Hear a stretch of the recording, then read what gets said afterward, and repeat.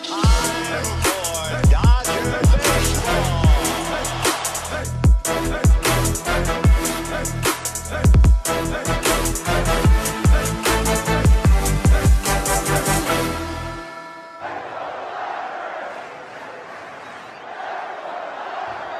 It's time for Dodger baseball.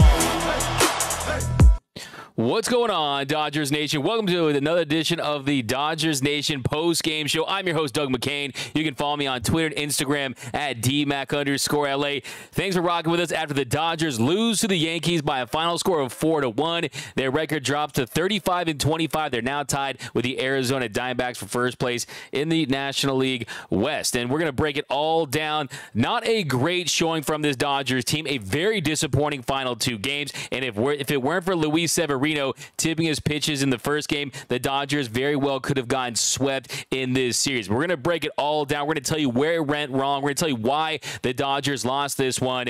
And I'm pointing my finger to the top four in that Dodgers offense because they stunk up the joint in the final two games. The 1 through 4 in the Dodgers lineup, they combined to go 2 for 30 in the final two games of this series with 8 strikeouts. The Dodgers offense just not getting it done. Bobby Miller, he was phenomenal. Bobby Miller, he looks like a future ace. Not a future number 2, a future number 1 starter. I feel very confident about saying that. I think it's going to be Miller time. I have seen enough from this kid to know that he's got that special sauce. I think Bobby Miller has that it. He is him. And I'm excited about his performance because he was solid once again. We're going to break down his outing. But first and foremost, let me know where you represented Dodgers Nation from today. If you are new to the channel, if you like the Dodgers, subscribe to the channel. If you're mad about this loss, subscribe to the channel. If you want to blame this loss on Dave Roberts, subscribe to the channel because we're going to be rocking with you guys all season long. And be sure to hit that subscribe button and hit that notification bell. But we got Super Chat 199, Bobby freaking Miller, Ace Walker, who? That is from, here, I'm pulling up my Super Chat right now. It kind of just went out on me. But, yeah, Bobby Miller, what more can you say about his outing? What more can you say about his first 3 starts with the Dodgers? Because it wasn't his fault. Absolutely wasn't his fault. He was dominant. He goes 6 scoreless, and he was pitching with no run support, of course, during this outing, and it didn't faze him at all whatsoever. He was cool as a cucumber. He had that slow heartbeat, and he was out there just getting it done, and you saw how effective he was with that slider, keeping hitters off balance. So we're going to break down his outing in just a second. We got Alexander Z. 199, appreciate it. Freeman looking lost right now. Betts average is spooky. Yeah, Freddie Freeman had another rough series today. He had an opportunity to, just a nasty strikeout, man. The curveball from Herman, he had just no chance at that one. But here, let me pull up my comments real quickly here, guys. Give me 1 second. But yeah, it was just not a good last 2 games for the Dodger team. It's national TV. It's Sunday Night Baseball. You have a chance to really make a statement. And I think that there was something very concerning with the last 2 games. Something very concerning about this series. And it's that the Yankees pretty much put out the blueprint on what's going on here. The Yankees pretty much put out the blueprint on how to attack the top of this Dodgers lineup. You get fastballs, velo, bottom of the zone, occasional cheese upstairs, and then you hit them with the spin, and that's how you were able to see so much success. So, yeah, here we go. I got my chat. So we got BC. It's not just that they lose the series to good teams. They lost badly. Yeah, BC, absolutely. And before we break everything down, once you know where I'm looking for that Dodgers Nation comment of the game. If I get the comment of the game, you're going to see one of these. You win. If you bring those fire takes, anything hot, anything spicy, I don't even have to agree with it. The hotter the take, the better. I want to see one of these. Fire take. And I'm going to give you my first hot take of the night. My first hot take of the night is Dodgers, they might need a center fielder. They might need a center fielder because James Outman, he has not looked the part. James Outman, swing the damn bat. Yes, you're a rookie, but don't let that bat stay on your shoulder. You have to be aggressive. He looks so indecisive at the plate right now. You saw him freezing, taking strike threes, middle of the zone on pitches we saw him drive earlier this year. And I think James Outman, he is all kinds of messed up upstairs. I don't think he's seeing the ball well. I don't think the confidence is anywhere near where it needs to be. And I'm starting to question the center field position in the future because if you can't make adjustments, if you can't hit big league pitching at this level after they made adjustments against you, I'm starting to get concerned. I think my concern level right now with James Outman is about a 7 because they're working with his swing. He just does not have the ability to make those adjustments, and that really is the big issue with James Outman. You saw it on display once again. He just was not able to come through. And he's just not looking the part. He goes 0 for 2 today with 1 strikeout. Did have the 1 walk. His batting average down to 230. But yeah, this offense, they were absolutely putrid. I mean, they go 4 for 29 with 8 strikeouts. They had no answer for Domingo Germán, who ends up just absolutely dominating the Dodgers in this one. He goes 6 2/3, had 6 punch-outs, allowed just 4 hits, and he absolutely took care of the Dodgers. And kind of the other big glaring issue I have with tonight is they got to the Dodgers' best relievers. The Dodgers' best relievers all gave up runs. I mean, you saw Brusdar Graterol, who pretty much is due for a Shackton a full boneheaded play pretty much each and every game. You saw in the Nationals series earlier this week him throw it into center field on that Abrams fielder's choice, and that cost him. I mean, you saw today just an absolute boneheaded play there in the top of the 7th. I mean, he strikes out DJ LeMahieu, gives up that single to Bowers, and then IKF bunt down the line, and he just tries to make a play on it. You saw Freddie Freeman charged in, and even though he would have definitely cost him on that throw, he still throws it deep into left field. I don't know what he was thinking. A horrendous decision there. He needs to stop trying to do too much. If he can't make the play, then you don't make the play, and you live to see another batter. You live to see another sequence there, because it is costing the Dodgers in a major way. And then even later in the game, Evan Phillips, he wasn't able to come through as well. And with Evan Phillips, I think the defense, too, kind of cost the Dodgers in this one. You didn't see a lot of great defensive plays in this one. But, yeah, and then following that 7th inning, after the error by Brusdar Graterol, the Higashioka, when he grounded to the shortstop position, I mean, Chris Taylor, he kind of struggles with the exchange, getting it out of his glove. He doesn't make a play at home. It would have been a tough play, but still, I mean, if Miguel Rojas is in there, I think he's going home there. I think there's a good chance they get that out there, and that put the Yankees up 1-0 there, and then he gets Volpe striking out looking. So that's just the start of this game. I have a lot to get off my chest about these final 2 games, because I am very disappointed in the performance of this Dodgers team. Yesterday was about 50% Yankees fans. I was in the press box, didn't like what I saw. Today, I didn't like what I saw. And I think, like I said, I do think the blueprint for attacking the top of this Dodgers order: velocity down the zone, occasional high cheese, spin, spin, spin, breaking stuff for days. They had no answer for Germán's curveball. He wasn't on the sticky stuff. The Dodgers were just bad. Don't do the Dodgers any favors. But here we go. Let's get back to the comment section. This is not good from AC Lopez Jr. Getting picked off was pathetic. That's from Michael Carrillo over on YouTube. Yeah, I mean, he was falling asleep, and you don't want to see that. You never want to see that from your catcher. I mean, from Will Smith, who is a very, very savvy player right there, and he falls asleep. And look, he was almost like he was there, and he had his Manta Sleep mask on, and you don't want to see that. And I do like the Manta Sleep mask, because Manta Sleep, they make the world's best sleep masks and sleep accessories. Everything they do is to enable better lives through better sleep. They work relentlessly to improve and optimize sleep so that you can have the energy to live your best life. Check out mantasleep.com today so you can sleep better anywhere, anytime. Get your Manta mask today. Use code DN2023. Yeah, I think that really encapsulates the series right there. Is the Dodgers, they didn't look like they're ready to play. They didn't look like it was a big series to them in those final 2 games. Bobby Miller did. Bobby Miller went out there and he shined, and we're still going to talk about his performance, but you really have to point your finger at that Dodgers offense, especially the top of the lineup there. They just struggled once again, and usually the talk is, oh, they struggled with runners in scoring positions. Usually they stranded a small village up there. No, the offense didn't even have very many opportunities at all in this one. And you see the overall performance of this team, they just weren't able to create opportunities. They ended up going 0 for 3 with runners in scoring position. Taylor was 0 for 1. Vargas was 0 for 1 with runners in scoring position. And Freddie Freeman was 0 for 1. So only 3 opportunities there. But let's jump into the comment section. Sound off with those fire takes. Give me your reaction to the Dodgers losing to the Yankees. BC, Yankees aren't even a top 5 team in Major League Baseball. Yeah, BC, I think their lineup is still impressive. I think, of course, the injuries they dealt with early on, on. They still have Aaron Judge. I think by the end of the season, I get to see him as a top 5 to 10 team. I wouldn't put it past them to go out there and make an acquisition to try to bolster their team as well. But still, yeah, I mean, it's not like they lost to a juggernaut of a team. It's not like they lost to the 98 Yankees. These are the 23 Yankees, a team that is not even at the top of their division. Of course, a very competitive division out there. But Marco Rubio, I now get why Will Smith doesn't get the value is because he doesn't get it done versus elite teams. Marco Rubio, I don't agree with that necessarily. I think, look, I mean, we've seen Will Smith on the biggest stages in the NLCS against that Braves team, I mean, getting it done against Will Smith. I don't think it's a case where he's not getting it done against good teams. I think Will Smith is a guy we've seen him hit consistently. It's just this offense as a whole, they weren't able to get it done. And yeah, I mean, what more can you say? I mean, yesterday they struggled as well. If you look at Will Smith yesterday in the Dodgers 6-3 loss in game 2, Smitty, he ended up going 1 for 4. He had those 2 strikeouts. But look, Will Smith is still hitting .315. Will Smith is still slugging .531. I don't think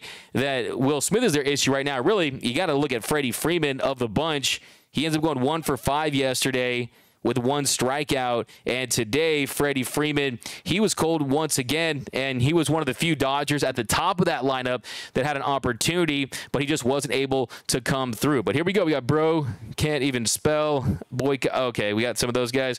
If you guys see anyone you want me to block, let me know down below because, hey, it's Sunday. The Dodgers lost, but still, I'm down to have a block party. So give me names. I'll block whoever you guys want me to block. I don't care who it is. Give me my mom in the comments. Could be my aunt, my sister, or whatever. I'll block anyone. You guys let me know. Papa's, James Outman needs to go to AAA. That's from Papa's from YouTube.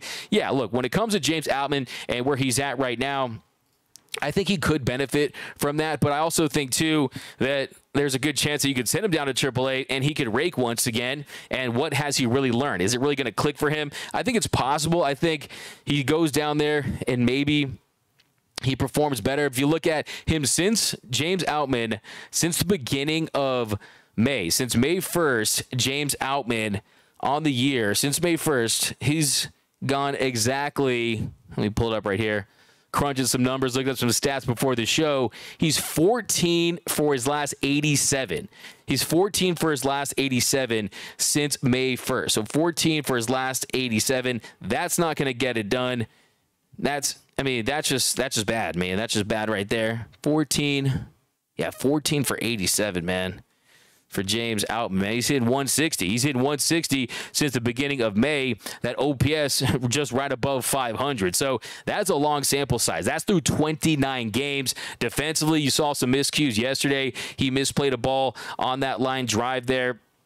I thought, yeah, it was a tough play, but still I think he overcommitted to it. But, yeah, here we go. And then, yeah, you got to talk about some of the comments, and we'll break this whole game down. But, yeah, James Outman, I think he could benefit from that. But I think more thinking big picture long term. I mean, hey, Orioles are winning. I want Cedric Mullins, man. I want Cedric Mullins. All I got to say. 1-1. The game isn't elite, Marco. Refs are bad in the NBA Finals tonight, okay? Yes, D-Mac masterclass right now. What up, Alexander? Pound for pound. Dodgers shot their wad first inning, first game. That's from pound for pound. That's a bruh. Bruh. Yeah, look, I mean, the Dodger team you saw in game 1, they came out on fire, just exploding for 6 runs early on. And, yeah, a lot of that came from some tip pitching, and they took advantage, and they've been really cold after that. Dave Roberts, okay, you're not going to read that one. Outman is good. No one else hit. Can't blame him. Howard Rodriguez, look, I bring my facts to the fight. That's what I do. And the facts just told me that since May 1st, James Outman is hitting 160. He is officially in the James Droutman. He needs to pick it up. He needs to make adjustments. And I think, look, you saw today with James Outman what really has been plaguing him since he started to slip, since he started to really lose all the momentum that he built early on this season, is his lack of decisiveness. He's been indecisive at the plate, and it's starting to really cost him. And I think James Outman really has some adjustments that he needs to make. And we'll see if he can. I mean, I was seeing him out there during the mic'd up session thinking, man, I mean, is this guy really in a position to be mic'd up right now? It's kind of the last thing I wanted to see in that situation, because he's a guy that he needs to get it back on track, because I'm starting to see a little bit of doubt creeping in to his mind. It was nice to see him draw that walk there. I mean, the bottom of the 6th inning, that was a decent at-bat. He fell behind the count 0-2. Then he works an 8-pitch walk. So that was a decent at-bat. But, yeah, later in the game, and, yeah, you look in the bottom of the 8th there, I mean, great job by Boone to bring in Holmes. He strikes out on 3 pitches. In the third pitch, a slider on the inner half. It just absolutely froze him. And look at that at-bat there for James Outman. I mean, this really is what we've seen from him of late. 3 pitches, all looking. He can't even take his bat off his shoulders right now. 3 pitches, sinker, slider. So, yeah, I mean, he definitely needs to pick it up. But let's go back to the comment section. We'll continue to break this one down. Dodgers lose to the Yankees. Final score 4-1. The Bronx Bombers take 2 of 3 in L.A. from the Los Angeles Dodgers in a series that definitely was disappointing. This was a big test for LA, and they did not pass this test, save for game 1, just have not looked great. And yeah, I mean, what more can you say about tonight, too, is that look, those runs, the first 2 Yankees runs today, before that Volpe home run off Fergie, those first 2 runs, those were softly hit ground balls. Those weren't hard hit balls. They were also infield hits. The infield was in. The first one, Chris Taylor is unable to get the ball out of his glove. Brusdar Graterol blocking his vision towards the plate. The next one, Miguel Vargas, we got to talk about Miggy Vargas. He needs to barehand that. It's going to be a tough play no matter what, but still indecisive as well, and they're able to score that second run there. So, yeah, definitely a very, very discouraging game for the Los Angeles Dodgers in this one. And, yeah, I think, look, I mean, when he grounded slowly to second there, and really only play Vargas could make was to first. And, yeah, I thought about barehanding it, but he would have been late coming home. But still, like I said, they're able to score that run, put that run across, and that really changed the game for the Yankees in this one. Brusdar and Ferguson are not it. Yeah, Brusdar has had a pretty solid go of it as far as being able to limit damage, but you just fear him in big spots. You fear him because the bat, it gets on the ball when he's on the mound, and that really is my biggest concern. But really, I think one thing, my big takeaway from today is, like I said, it's a tight game. It's a low-scoring game, and Outman needs feeble. That's from Dre's Outman season. 50 count, 2-1-3. When pitching gets healthy, you internet lowlifes will see. That's from 50 cal 213. We got Howard Rodriguez. Bobby Miller is a stud.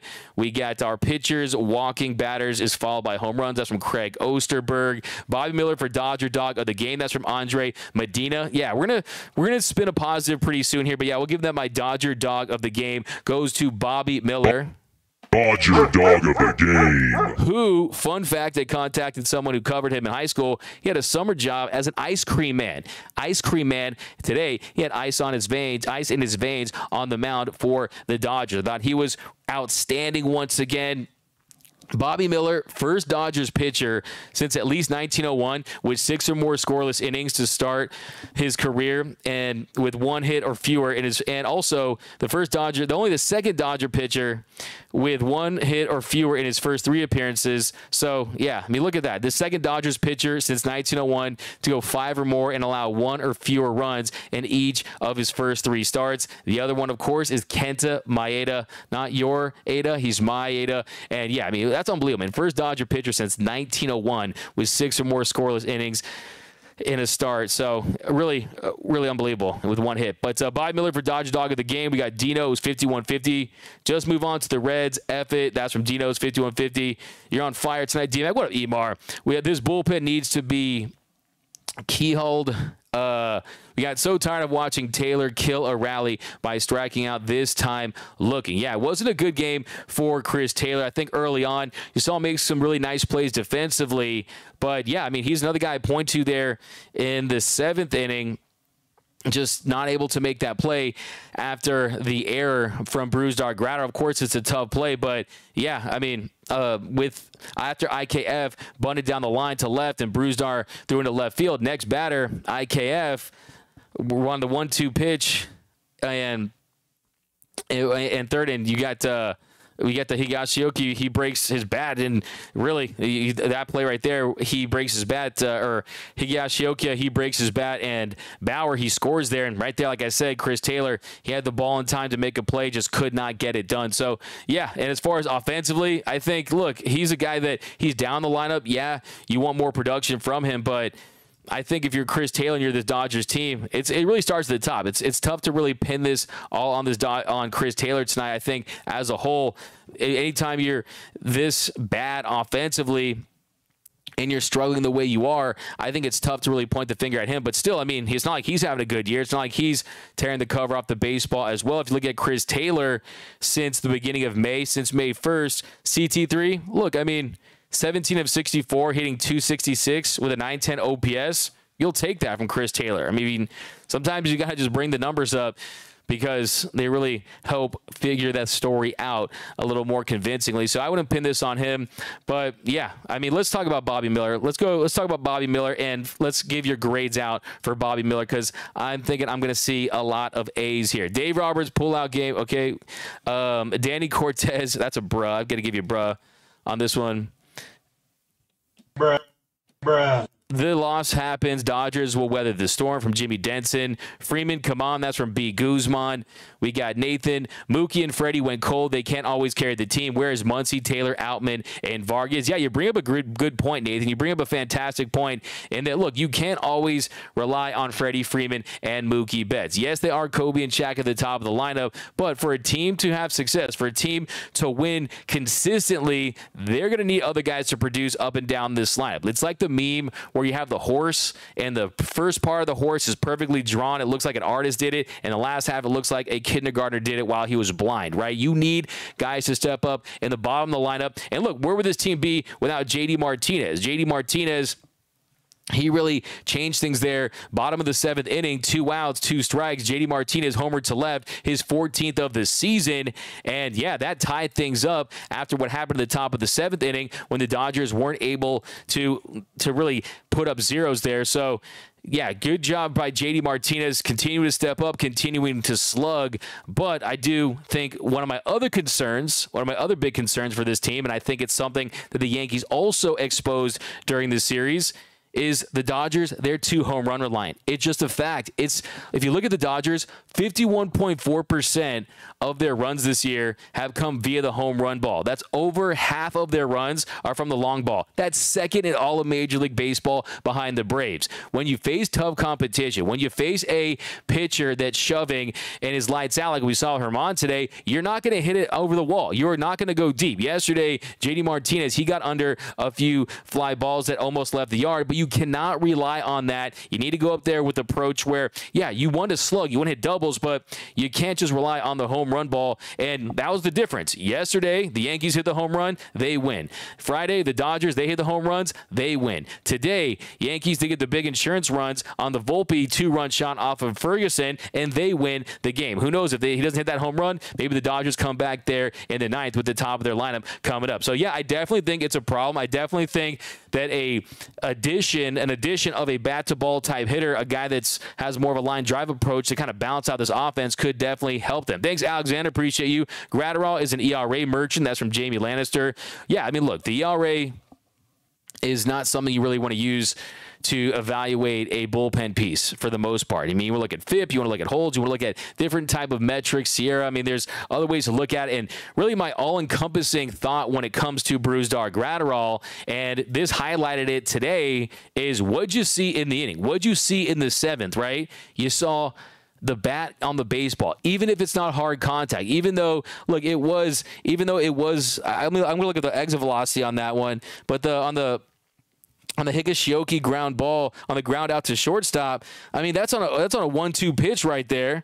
And look, I mean, when the bat hits the ball and the ball's in play, bad things are going to happen. You're not always going to get the luck from the BABIP gods, and his inability to miss bats in key situations is really why, to me, I am not big on Bruce Dar Gratterall long term. I think it's going to be an experiment where it's always going to be his potential and his velocity, and we're going to focus on that. But look, I think at the end of the day, yeah, he has a bazooka. There's no question about it, but still, it's a very hittable bazooka, okay? When you look at the velocity he pitches with, he doesn't have a long extension. He throws a lot of strikes, and when you do that, you are going to be susceptible to base hits, to bad things happening. And we saw even on the bunt, when IKF Reese on that bunt single there, you saw right there. I mean, hey, that's the bat on the ball. But we got Cody Washed, Joe LMFAO. Yeah, Cody's nothing to write home about as well. Savage Society. But here we go. We got ESPN. Yeah, we just think of ESPN's broadcast. I thought it was not very good, but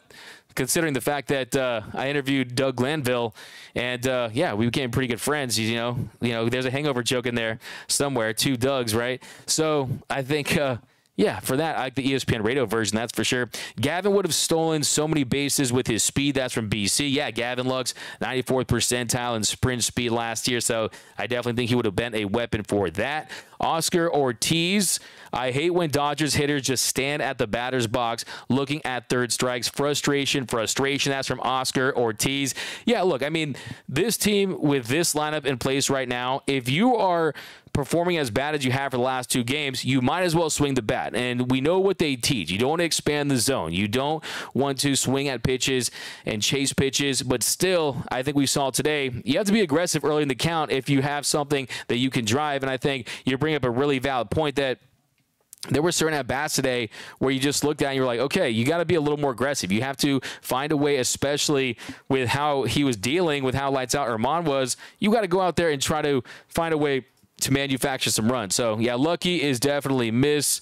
Luxie is definitely missed. That's from Diane Schroeder. Yeah, absolutely. The parade is starting in San Diego. Infield costed 1 or 2 runs. They're playing for a reason. Manuel, yeah, and that's the point I made earlier. You're playing in, and the infield is in on both those situations. And if you're Chris Taylor, look, the exchange wasn't crisp. And Brusdar is in his way towards the plate, but still, like I said, you're playing in. You got to be even more aggressive. And if you're Miguel Vargas there in the 8th inning, I think that's a similar situation where, look, we know he's inexperienced. We know he hasn't played second base at the big league level, but still, I mean, you definitely want to go for the barehanded play and try to go home. And yeah, look at that 8th inning.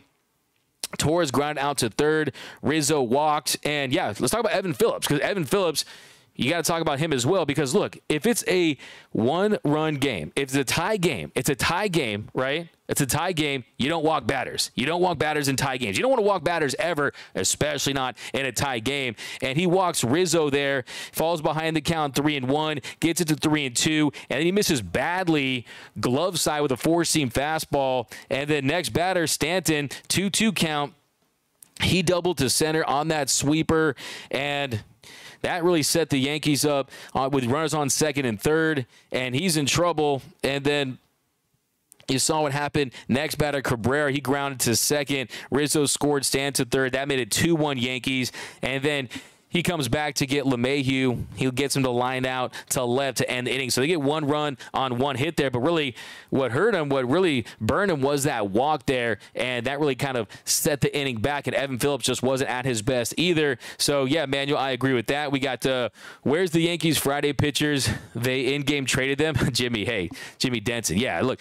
We got Savage Society. Doesn't matter if they were hit hard or soft. It got the job done for them. Savage Society. Yeah, look, I mean, you don't want to always rely on home runs. You want to put the ball in play. We saw a bunt. We saw them playing the base running. We saw them aggressive, going on contact, and they definitely were the team that felt like they were more engaged today. I think this Dodgers team, I mean, I feel disappointed in just this Dodger team on a Sunday showcase game. Get up. It's electric. You're playing the New York Yankees, okay? You're playing a team that you faced off in the World Series 11 times, and it didn't feel like they had the juice early on. That's what was so disappointing, especially when you consider how well Bobby Miller was pitching. We're going to talk about Bobby big time right now, because Bobby Miller, this loss most definitely wasn't on him. I thought he was outstanding once again. Like I said, I think he is a future ace. I think at this point, I'm at the point where, hey, you get Shohei Ohtani in the offseason, but you got to keep Bobby Miller, because imagine a rotation, Shohei Ohtani, Bobby Miller, Walker Buehler. I mean, that's a serious top 3. We'll see if Clayton Kershaw returns. Julio Urias, we'll see what happens with him if he returns. But imagine Buehler, Butan, and Shohei Ohtani at the top of your rotation. You got Gonsolin, you have Dustin May, you got tons of weapons. We got Outman's defense is that good. Bellinger is a better player. We got some debates. We got San Diego will never get a championship in any sport. Been waiting 70 years. Yeah, we say the Padres trophy case is emptier than the toilet paper aisles at the beginning of COVID. And look, the reality with the San Diego Padres is they're obsessed with the Dodgers. And look, the Padres, they're not doing anything right now anyway. So we got to worry about the we got to worry about the Diamondbacks. Gary A. D-Mac talk about Vargas. Yeah, I was disappointed in my man. I'm not selling my Miggy stock, but I was disappointed in my man Miguel for sure. I think at the plate, defensively, I mean, he's going to learn. These are big games. I mean, I was looking forward. This had such a postseason-like feel. I'm thinking about the postseason. Yesterday, I saw a misplay from James Outman in center field. Today, I saw Miguel Vargas not make the quick, instinctive decision in the infield, and that's something that could rear its ugly head in the postseason, and then you're gone. It's a 5-game NLDS. You could be gone. One play could cost you. Just look at Trey Turner in Game 2 of the World Series of the NLDS against the Padres last year. That cost the Dodgers, possibly cost them the series. I mean, one defensive miscue. Bruce Dargrado, by the way, was on the mound in that game. Bat hits the ball, bad things happen. Okay, so I agree with you for sure. D-Mac, Dougie Fresh is discouraged and embarrassed.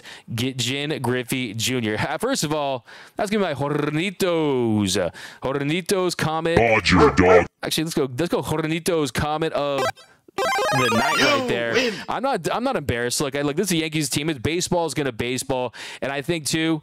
We look at 10 years from now, if you thought about this series, you're probably going to think about Bobby Miller's third start of his career against the New York Yankees. The Yankees. So, yeah, let's talk about Bobby Miller, and I want those grades because I'm going to give Bobby Miller an A. That was an A from Bobby Miller. He absolutely aced it with flying colors, going up against a opponent lineup. Yes, Aaron Judge wasn't in the lineup, but my theory, I have nothing to back this up. I have no intel. This is just intuition.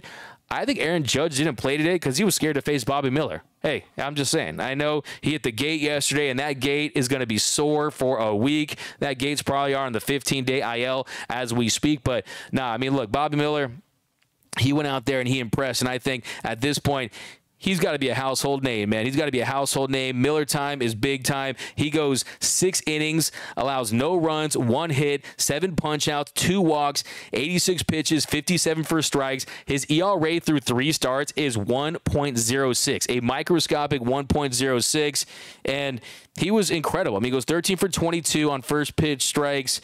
He ends up getting 14 swings and misses. But what impressed me the most about Bobby Miller is the fact that he's so confident in his slider. He's so confident in his slider that it tells me that, okay, this guy is not going to live on the gas. He's not going to live the velo. Look, for him, it's come for the velo, stay for the slider, okay? I'm sure he's a guy that like some sliders with his fries because the way he can throw that pitch and he's so confident in it, and you saw him it accounting for most of his strikeouts. Rizzo in the first inning, he gets with the slider swinging. LeMahieu in the first inning, he gets him with the slider swinging. Rizzo, he got with a 14 fastball in the 3rd inning swinging. Stanton, slider swing away. He did a really nice job, not just with the slider in the zone. He can throw the slider for strikes, but also can get the chase out of the zone. You saw that there with Stanton there in the 3rd inning. Then LeMahieu, slider away in the 4th, gets him swinging. And then the 7th, slider swing away with Bauer. So 7 strikeouts, and you got 1, 2, 3, 4, 5 of the 7 via that slide piece. So, hey, this is a guy who's got a slide piece. But we got Taylor been good for weeks, actually, BC. Yeah, look, I mean, I think with Chris Taylor, what more can you expect? I mean, this is a guy, if you're close to league average, you're feeling okay about it. It's the versatility is the value that he brings. And, yeah, as you point out, BC, since the beginning of May, he has been decent. If you look at his numbers as a whole on the year, he's at he has a 105 WRC+, so he's 5% above league average. So the home runs have been up, 9 home runs. So, yeah, you can pin this loss on Chris Taylor. I think more it's just the lack of having, I think defensively too early in the game, did make some nice plays for sure. But yeah, I mean, if you look at the swings and misses, 11 of those swings and misses came via that slider from Bobby Miller. And this guy, he's an absolute beast. So let's focus on Bobby Miller here. And I want to know from you guys, 1, what is your grade? I got Paul Gutierrez, got an A. Dylan Hare, Miller, A+. We got BC, Miller owned New York, and the batters let him down. Bobby Miller equals A from Frankie Juarez over on YouTube. I don't know, over on YouTube, some strains that the guy who's been sticky had a great game. I don't know. Look, I'm not going to let the Dodgers off the hook. I'm not going to say Diego Herman was on sticky stuff. Yes, he loves that sticky, icky, ooh-wee, but still, look, this Dodger team, their approach to the plate was bad. We've seen them get dominated by spin in the past, and I think it was more that he was shoving, and the Dodgers at-bats were not quality. But Michael Negretti over on YouTube, A+++++++ times ++++++++. And yeah, when you talk about Bobby Miller, you're talking about plus pitches. And I think he's got a plus fastball, the heater, no question about it.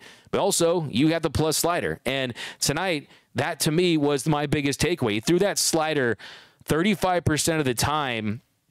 The velo was up 1.3 miles per hour on it. And, yeah, I mean, it was just such an effective pitch for him. And then he also goes with that sinker. Today, with the sinker, it goes 44% of the time. He averaged that the sinker topped out at 99.8 miles per hour, averaging 98.5. The four-seam fastball, his fastest pitch. We should do that every game. Every time Bobby Miller starts, when we got a Bobby Miller fire take. Fire take. When it's Miller time, hey, 100.2 miles per hour. 100.2 miles per hour. That's serious. That's serious gas right there. And then we got he goes with a changeup too, 6% of the time, and a curveball 5% of the time. So the way he can command 5 pitches and use that velocity, I think one of the most impressive at bats, and we're going to do a quick little breakdown of his start, was the fact that he can use that four-seam fastball to set up the slider, and the fact that he can get away with some mistakes with that four-seam fastball. Some of you saw he left a little up was because they respect the slider to the point where sometimes you see him guessing on the slider, and he can sneak that four-seam fastball and freeze hitters like he did with the punch-out to Giancarlo Stanton. I think that is a big sign of things to come there when he got Stanton with that four-seamer looking there in the first inning. So, yeah, look, we talk about the future. Hey, the future is here. The future is now. Bobby Miller is him, okay? It is Miller time. This has to be Bobby's world, and I think when you look at this rotation and some of the doubts, some of the concerns, he's got the kind of stuff that plays up. This is a lineup that you could be facing in the postseason, and what plays up in the postseason? It's gas. It's exploding sliders. It's guys with confidence. He's got confidence with a capital C, man. He's got that X swag off the charts. But we got BC, Kobe, and Shaq were unstoppable. Only team without MJ to three-peat since the 1960s. Yeah, absolutely. But Justin Lamas should have signed Bogarts or Correa. Disagree, especially when you look at the contracts they were looking at. Especially when you think about if you had signed Bogarts, you signed Correa, there's zero chance they were going to sign Shohei Ohtani. So to me, I'm absolutely fine with that, especially when you consider the fact that Tim Anderson could be available, so you could add a shortstop from them. Also, too, I wouldn't rule out the possibility of getting Ahmed Rosario from the Cleveland Guardians. So I definitely would not do that. And look, Correa, he's a good player considering he has one leg. I mean, for a guy who has one leg, he's a decent MLBer, but that's a no for me, dog, in the words of the great Randy Jackson.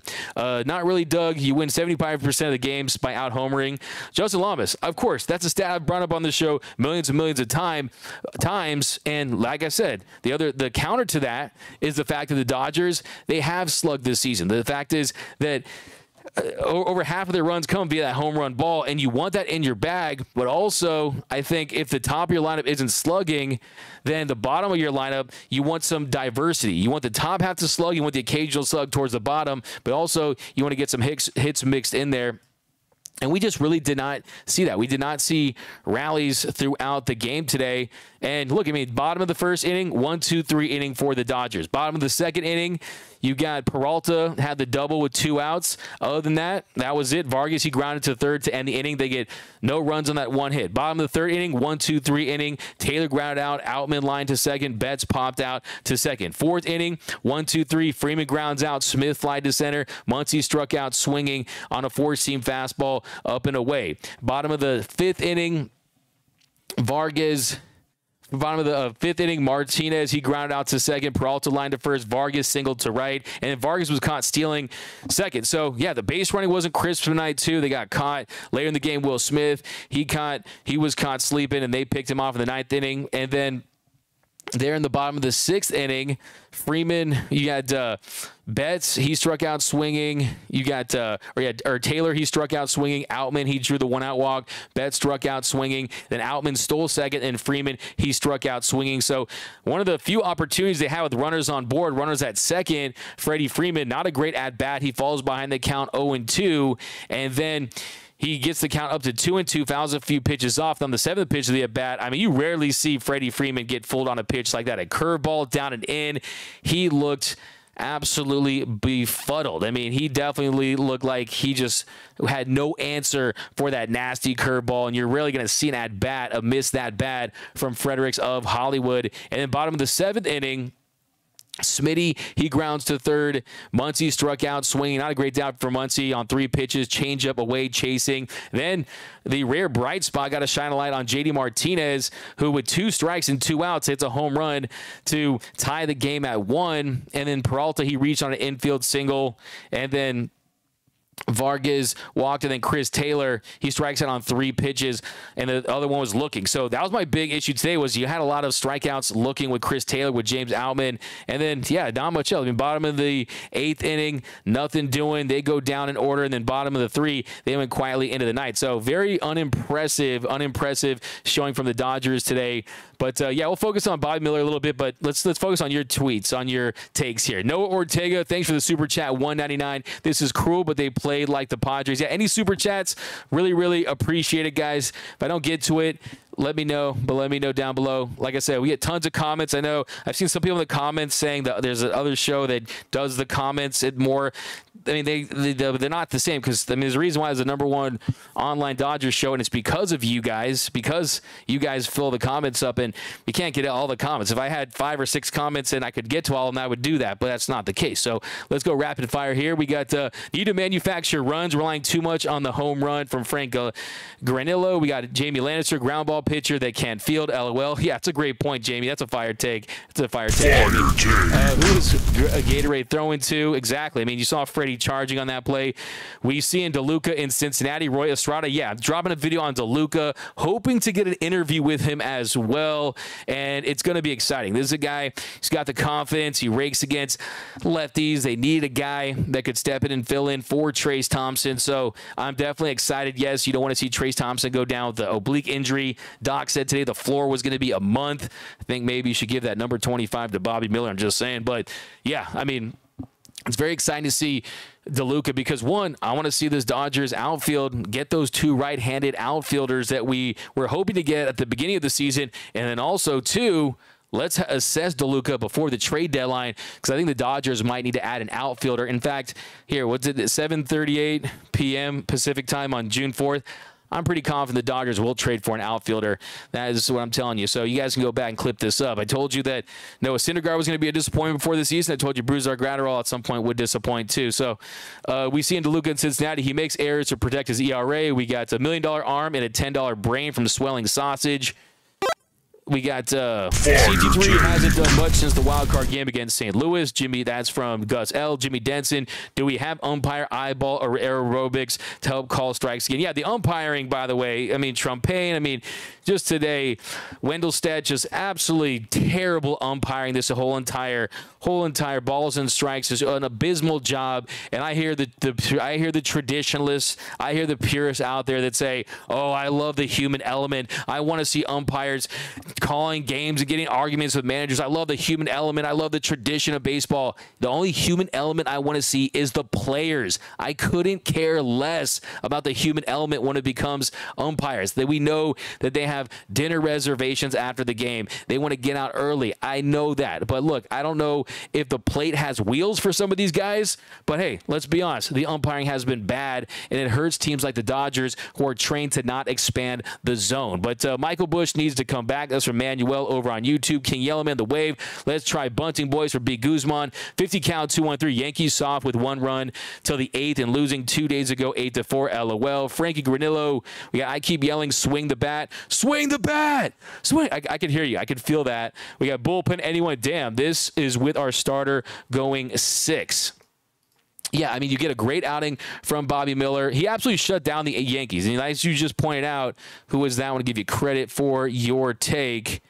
We got that was from Kathy Sanger over on Facebook. We got Rebecca, me too, watching. The strikes go by. Ugh. We got it's hard to win with the worst manager that ever lived from swelling sausage. So, yeah, I mean, you bring up a good point. You get 6 strong out of him. He absolutely shut down the Yankees. I mean, he made light work of this Yankees team. He just allowed a single and 2 walks. Both those walks, they came in that first inning. In the first inning, he throws 27 pitches, and it looked like it could have been a rocky outing there. 3-1 pitch. He misses with a curveball low for ball 4 to start the game, and that's why I was a little worried. I mean, you're national TV against a rookie pitcher, lots of pressure going up against his Yankees team, and I was a little concerned early on after he walked Torres there. Then 0-2 pitch, he strikes out Rizzo, swinging with the slider inside, struck him out on 3 pitches, great spin, just great location, just the ability to throw that for a strike to me was so impressive. And the next batter, 1-2 pitch to Stanton, he strikes him out looking with a fastball, as I was alluding to earlier. That was very impressive as well. That sequence had him looking for that slider, looking for that off speed, freeze him with a perfectly placed 100-mile-per-hour four-seamer down in the zone. Incredible. And the next batter, he gets ahead of Calhoun 0-2. Then on the 8th pitch of the at-bat, 3-2 count, he walks him. That gives the Yankees runners on first and second with 2 outs. So that one was a little concerning as well, but he did a nice job battling, but he was ahead in the count, 0-2 in that one, and then just lost some command, missing with a changeup low, missed with a four-seam fastball high, the slider, and then he missed with that slider on the slider glove side right there. So, and then, but hey, what do you do? Runners on one. When you have the stuff that he has, when you have the arsenal, the gas, the repertoire, you can get yourself out of it with the stuff that he's got. And 2-2 pitch to LeMahieu. He gets him swinging with the slider, got him to chase away. So he works his way around 2 walks, had 2 strikes, or he works around 2 walks, and he struck out the side there. So very impressive. So 27 pitches there in that first inning, struck out 3 in the first inning, and 7 overall for his start. So 86 pitches. That was it. He was removed for bruised arm Gratterall, and he threw more pitch. He threw 95 pitches in. So you got, yeah, I mean, what more can you say, actually? Let's go back here and we'll keep breaking this one down. Just lost my comments, and we are back. There we go.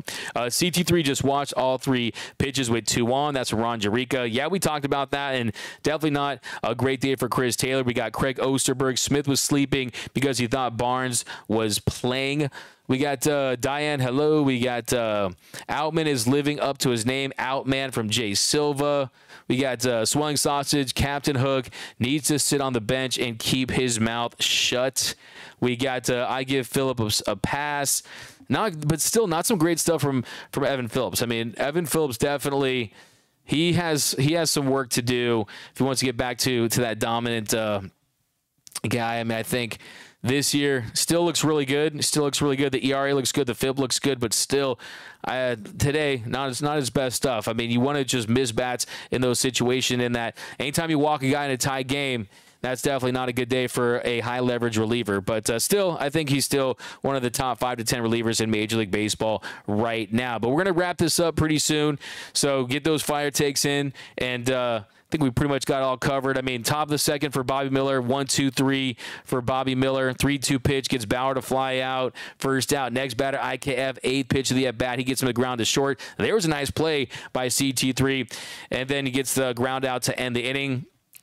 Top of the third, Volpe grounds to third for the first out. Then 1-1 pitch, he gets to ground to third, to the glove of Muncy. That's the other one, too. I mean, in the third, the defense just wasn't crisp. I mean, you look at the third inning there, Max Muncy, I mean, you're going to charge a ball like that. You're going to want to make that play. You're going to find a way to make that play, but he just wasn't able to do that, and he still was able to work his way around it there in the third after Torres was safe on that fielding error from Max Muncy, and Bobby comes back with a run on first. He strikes out Rizzo on 4 pitches, 4-seam fastball up in the zone, and then he strikes out Stanton on 4 pitches, slider outside too, gets them to chase. So yeah, he was fantastic in 1-2-3 inning in the 4th, and in the 5th, IKF grounded to third. He gets Higashioka to pop to second for the second out. And at 1-0 pitch, Volpe, he singles to center for the Yankees' first hit of the game. Little fastball, low, left it a little up. And Volpe, that's probably one of the last guys you would have guessed to get that first hit of the game. But he's able to do it. Comes back, 1-0 pitch to Flores. He gets him to fly out to left to end the inning. So 7-pitch inning there for Bobby Miller. And that was it in the 5th. So, yeah, then he comes back in the 6th inning, another 1-2-3 inning. So, yeah, he was fantastic. And like I said, I truly believe this guy has ace potential. But we're going to finish this up with some rapid fire on your takes down below. And we're going to let you enjoy the rest of your Sunday night. But here we go. Oh, wow. The Miami Heat won game 2. Very interesting. Very, very interesting. We got D-Mac. Where are you going to go down by 3? Okay, there we go. We got Outman should go back to AAA to work on his hitting from Oscar Ortiz. Let's do 20 comments here. We got Justin Lamas. Meanwhile, San Diego is going to be heating up, and they'll catch us by August from Justin Lamas. That's 2. We got A+ from Cody. That's your Bobby Miller grade. Super chat from Steven Tao, $4.99. This is just Dodger playoff baseball. Offense disappears. Defense, mental mistake. Bullpen is not clutch. And Roberts looks dumbfounded. That's from Steven Tao over there. Fire take that one, Steven. Appreciate you rocking with us. And yeah, it definitely felt like a Dodger postseason game, the one that we agonize over, the one that we have nightmares over. Games like the 2019 NLDS and things like that, Game 5, just games where, look, you look like the Dodgers offense. They have no answer towards some of the starting pitching. And yeah, they definitely look outmatched during certain at-bats. So I would agree with you. But Michael, we got over. But I would say, too, I mean, I'll counter that by saying it is a regular season game. It is this Dodgers offense that has been carrying of late. It's not like they haven't dominated, but they have been dominating against some weaker competition. So, yeah, it's another thing, too. Look at Bobby Miller.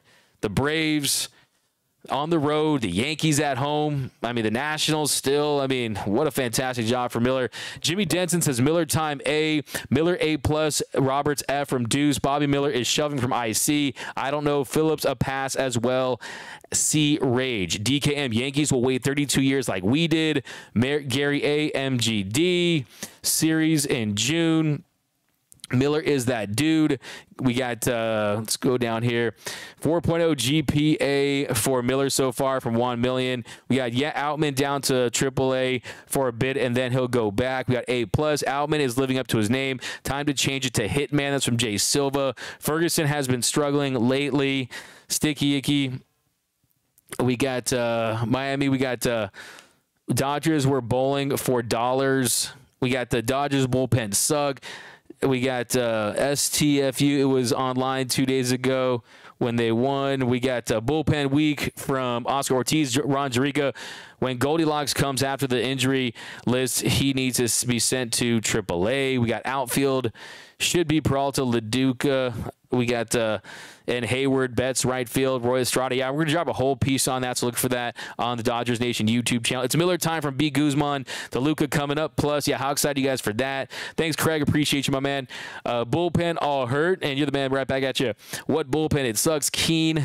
You had too much home run. Great show, D-Mac. Thanks, Roy. Appreciate it. But, yep, guys, a couple more, and we'll be back. And then, yeah, I know it's disappointing. I know you wanted to get a better result.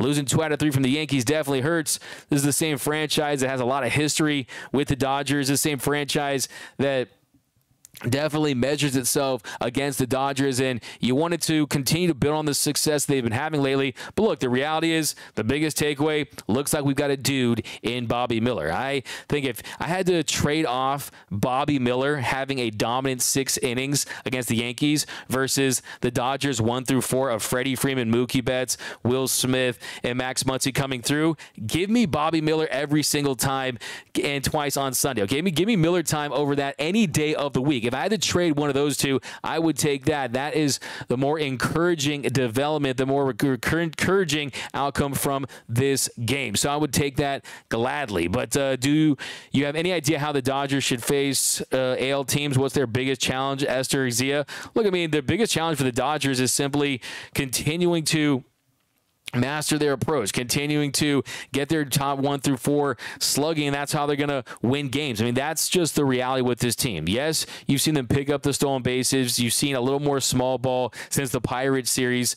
But look, the reality is they're going to live and die with the slug of their 1 through 5, and that's just how it's going to be. I still think this lineup, 1 through 5, I put them up against pretty much any lineup in baseball, save for probably a Rays team 1 through 9, but 1 through 5, I'm confident in the Dodgers, and really the biggest issue is the bullpen. It's not really an American League team thing. I mean, the American League is the American League, but still, I mean, I don't think it's anything where I'm too intimidated. I think this league as a whole. You're really focused on the Rays more than the Yankees anyway. But, yep, guys, thanks for rocking with us here on the Dodgers Nation post-game show. As always, is your show. I'm just hosting. Abdu says Ohtani getting $60 million per year. Craig Osterberg, what garbage player is Freeman going to pick up? We got D-Mac needs to apply for pro cheerleading. DKM, hey, why not? We got hitting deep freeze. That is. We got Gary A. Dodgers need Ohtani's bat and arm. Deuce, if Soto wants $45 million a year, what is Ohtani worth?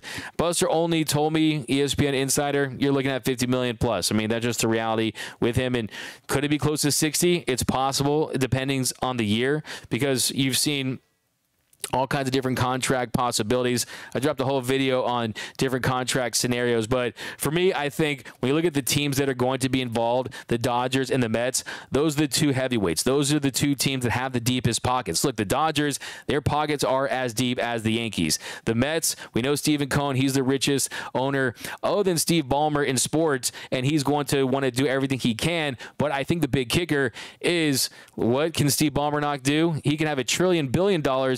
He can't bring LA, he can't bring the West Coast to the East Coast. And I think location is ultimately going to be the final determining factor on top of the money. That's why I'm confident in saying the Dodgers will end up with Shohei Ohtani. But yeah, hey, Craig, it's cool, man.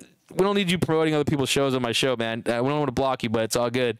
We got Spolstra, our coach one. We got D-Mac, you're definitely very knowledgeable. Appreciate it. Thanks, Salas. We got Keynogs. D-Mac, I think Mookie needs to get on base more instead of hitting solo bombs. That's interesting because yesterday when I was at the game, I was talking to one of the coaches, and we were kind of for the Dodgers, and we were kind of talking about the idea of, look, Mookie's beefed up, man. Mookie is definitely noticeably more swole. There's no question about that. But, look, I mean, that's what he does, though. He likes to hit leadoff, and I think sometimes his slug comes from him at the leadoff spot. I mean, he had 2 games, back-to-back games, where he had a multi-home run game, and it was his 41st time he had a leadoff home run. So, his 21st time with the Dodgers. So, he gets a spark from batting leadoff, and I think maybe if you move him down, maybe the slug isn't going to be the same just because he's so used to being that leadoff hitter. So, it's an idea that I think it's worth exploring. I mean, I think it's a really interesting topic to debate because you wonder what Mookie would look like as more of a run producer, as a guy that with runners that are not on base, what will he look like? Because the batting average isn't where it's been in the past, and you're seeing him sacrifice some of that batting average for the ability to get more slug. And you're seeing Mookie heading into today hitting 261, last year 269. 2019 he was at 395. MVP season he was at 346. 2020 he was at 392 or 292. So 346, 295, 292. 2021 264, 269, 261. So he's been in the 260 range in the last 3 seasons. Typically that's not what you're looking for from a leadoff guy. The on base though, I mean this year it's up. The on base is up from 340 last year to 367. So you still like that. The OPS at 908. So as long as he wants to bat there, you're still feeling okay about it. But we got Mookie Swole. Yeah, Cobra Commander. I mean, Mookie definitely has added some weight. Thanks, Wilfredo. Appreciate you guys. We got Dodger fam. Let's get ready for next week and let's rock. Yeah, thanks, Roy Estrada. Yeah, thanks, guys. Thanks for rocking with us out of the Dodgers. Lose to the Yankees. Appreciate you guys. Show's all about you guys. And we'll see you guys later this week. Also, we'll see you for Blue Heaven tomorrow. So thanks for rocking with us here on the #1 Dodgers online post-game show. It's not just my show. It's your show. I'm just hosting. But thanks, as always. My name is Doug McCain. You can follow me on Twitter and Instagram at DMac_LA. For all things Dodger baseball, be sure to hit that subscribe button, hit that notification bell. Remember, nothing brings us together quite like Dodger baseball. And until next time, think blue, bleed blue, and I'm out.